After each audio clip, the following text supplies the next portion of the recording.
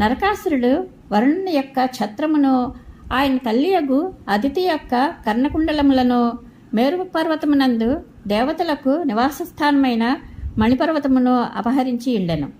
నరకాసురుని చేష్టలను అన్నింటినీ ఇంద్రుడు ద్వారకలో శ్రీకృష్ణునకు నివేదించెను.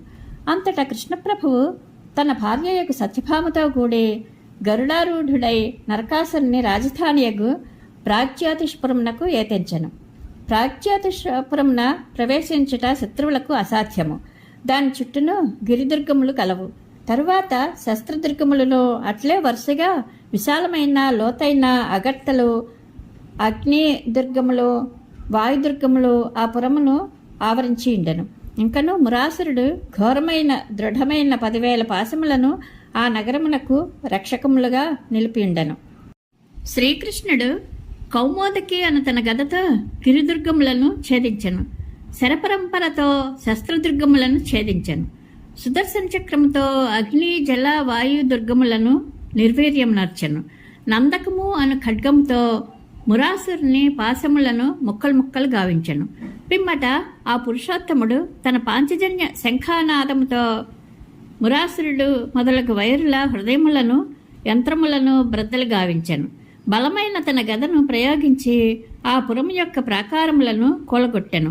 జలములందు శయనించి ఉన్న 5 తలల మురాసురుడు ప్రళయకాలమునందలి పిడుగుపాటు వలె మిగుల భయంకరమైన పాంచజన్య శంఖధ్వనిని వినెను. పిమ్మట ఆ దైత్యుడు జలముల నుండి బయటికి వచ్చెను. అప్పుడు ఆ మురాసురుడు యుగాంతమునందలి సూర్యాగ్నిగోళముల వలె తీక్ష్ణమైన తేజస్సులతో శత్రువులకు చూడశక్యముగాని వాడై ఉండెను. అతడు త్రిశూలమును చేబూని తన 5 శిరస్సులతో ముల్లోకములను మృంగివేయుచున్నట్లు ఒప్పుచు ఒక మహాసర్పము గరుత్మంతుని మీదికి వలె శ్రీకృష్ణుని పైకి విజృంభించెను. ఆ మురాసురుడు తన త్రిశూలమును మిగిల వేగంగా త్రిప్పుచు గరుత్మంతునిపై విసిరెను. పిదప అతడు తన 5 ముఖములతో సింహనాదమునర్చెను. ఆ భయంకర శబ్దము అంతరిక్షములందును దశ దిశల యందును ప్రతిధ్వనించుచు బ్రహ్మాండమునందు అంతటను వ్యాపించెను. ఆ మురాసురుడు ప్రయోగించిన త్రిశూలము గరుత్మంతుని వైపుగా వచ్చుచుండుటను గమనించి శ్రీకృష్ణుడు అతివేగముగా 2 బాణములను ప్రయోగించి ఆ త్రిశూలమును 3 ముక్కలు చేసెను.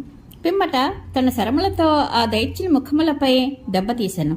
అంతటా క్రుద్ధుడైన ఆ దైత్యుడు కృష్ణప్రభువుపైకి గదను విసిరివేశను.